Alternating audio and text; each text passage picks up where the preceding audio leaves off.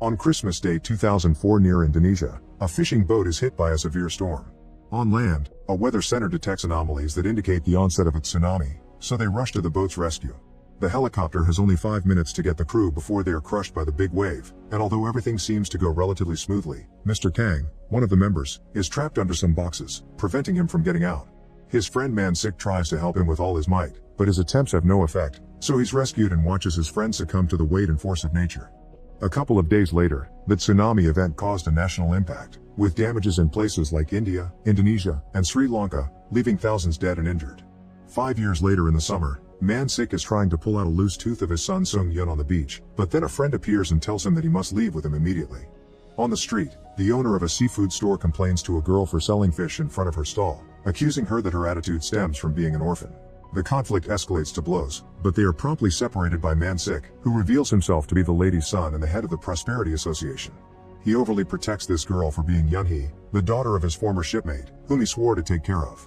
While he has a high regard for Yeon-hee, she assures him that she doesn't need his protection.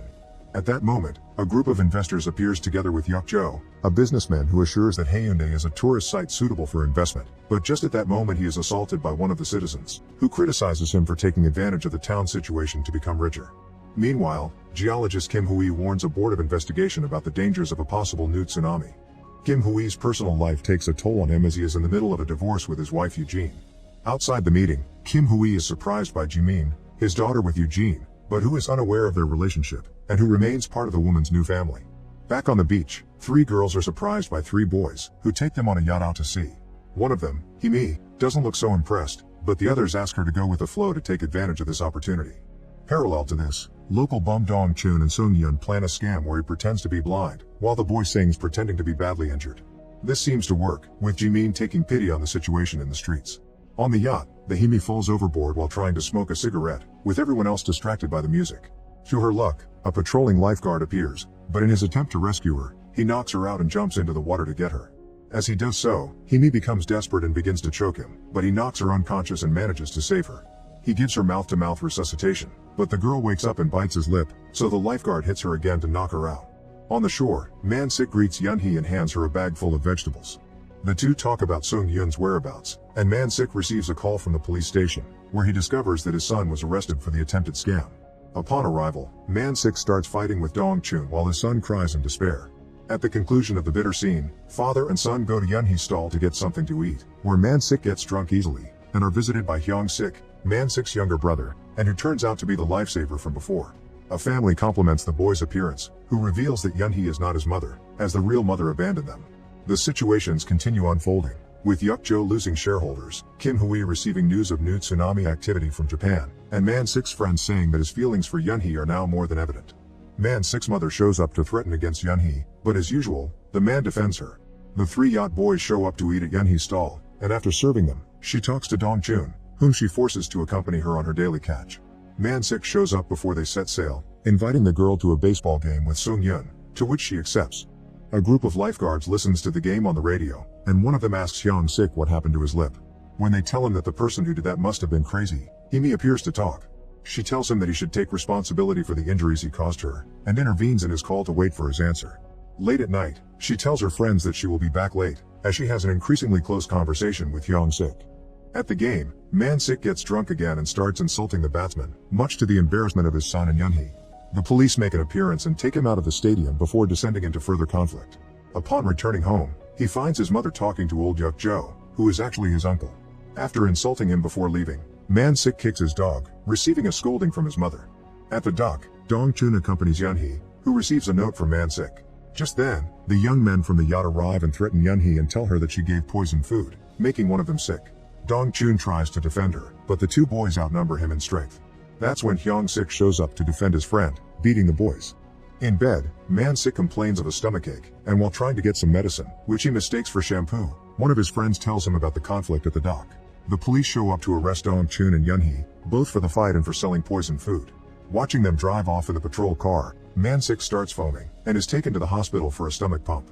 Because of his conflict last night, Hyung-sik is given the job of a coastal nursery attendant, where he attends to a crying lost girl, who claims to know her mother's number. The girl turns out to be Jimin, and after contacting her mother, Kim Hui goes to pick her up, feeling awkward about being next to his own daughter. Yuk-jo formally asks Man-sik to move his business, but Man-sik reproaches him that it was his fault that the expedition from years ago went so badly, after forcing them to set sail in adverse conditions. The businessman has no choice but to turn to Dong-chun to convince Man-sik, promising him a store if he succeeds.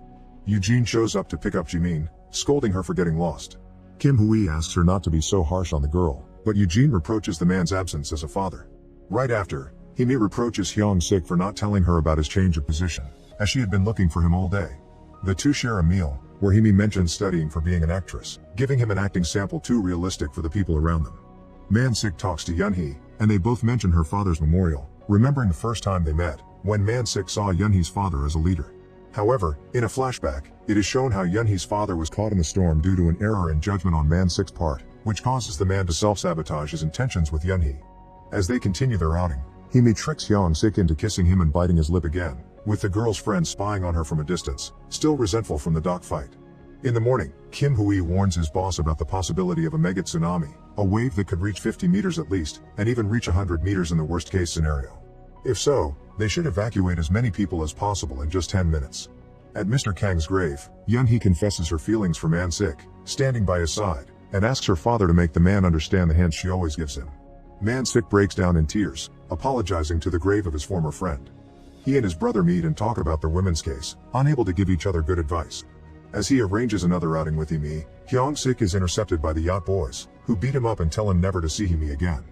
After finishing her dinner, Yeon-hee talks to Yuk-jo, who is happy that his project is on track. Apparently, Yeon-hee is the only person Yuk-jo has any regard for, perhaps out of respect for his deceased father. As he leaves, Man-sik arrives, who is less than pleased with the old man's presence. He invites Yeon-hee to a boat, where he decorates the deck with a romantic theme, and waits for the fireworks to propose to the girl. Despite being amused by the idea, Yeon-hee tells a nervous Man-sik that she will think about it, and give him an answer early tomorrow morning.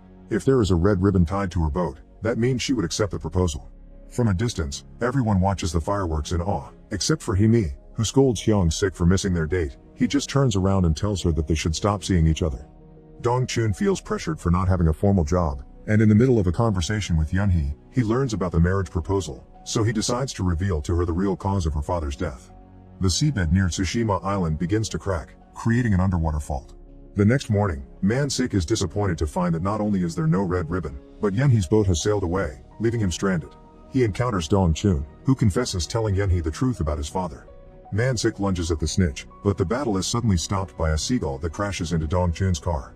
As they watch the sky, they notice how the birds seem to fly away from the area, for they foreshadow something bad. Kim Hui tries to convince his boss to evacuate the entire region before tragedy strikes, but he says that if they do, they will be a laughingstock. He warns Eugene about the threat, but she believes it is an attempt to sabotage her career. At sea, Yeon-hee regrets what happened, and decides to get rid of the red ribbon. She goes to Yuk-jo and tells him that she will be leaving Haeundae next week, leaving the old man confused and sad.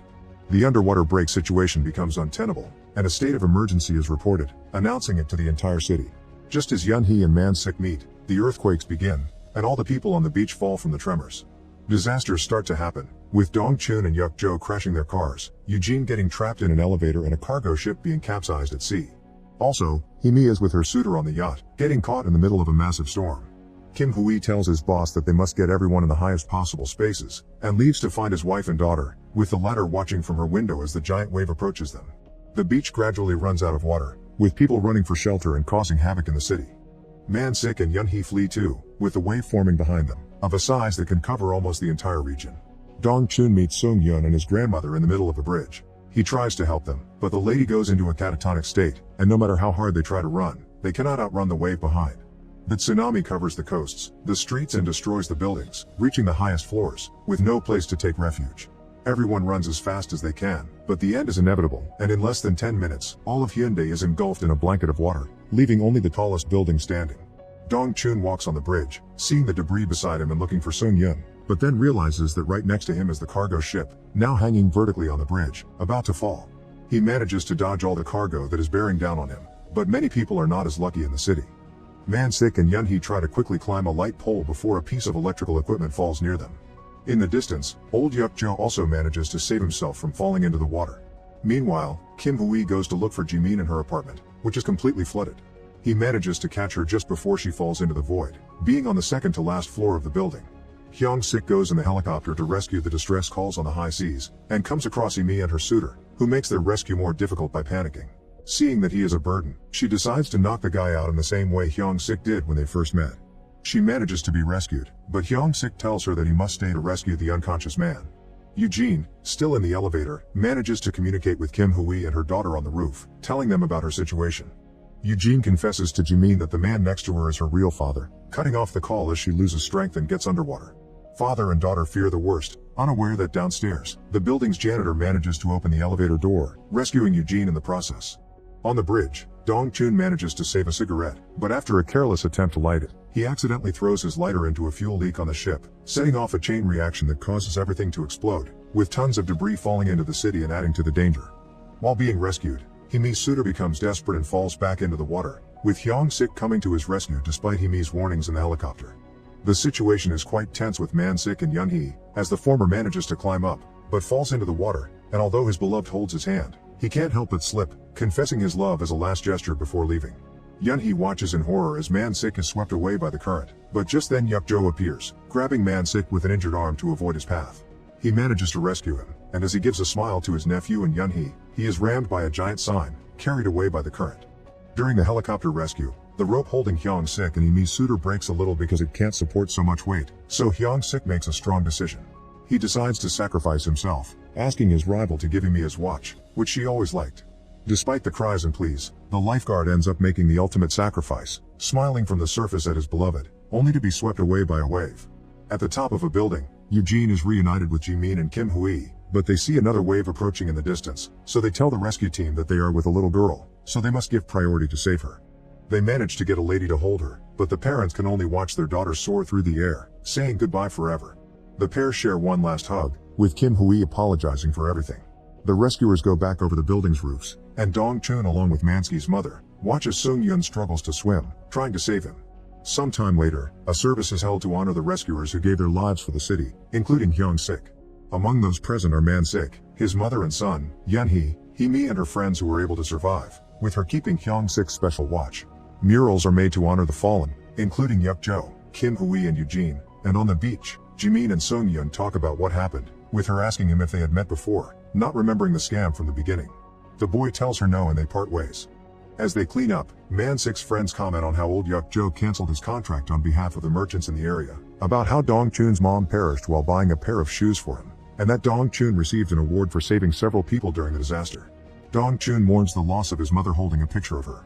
Man-sik and his family go to his aunt's house, where his mother gives them life advice and hugs Yeon-hee, forgiving her for everything. At the dock, Yeon-hee sees the debris of her tent, and finds the red ribbon from earlier. Man-sik intercepts her and steals the ribbon, but it slips away and flies with the wind to the sky.